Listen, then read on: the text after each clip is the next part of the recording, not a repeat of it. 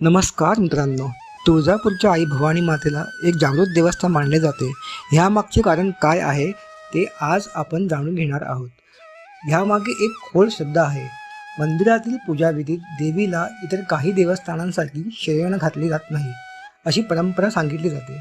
याचा अर्थ आई आपल्या भक्तांसाठी सदैव जागी असते. म्हणजेच आपली आई तुळजाभवानी कधीच झोपत नाही, ती आपल्या भक्तांसाठी नेहमी जागी असते.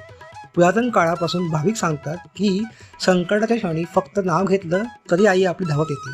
काही लोक तर असा अनुभव सांगतात की दर्शनाआधीच त्यांच्या समस्या सुटायला सुरुवात झालेली असते.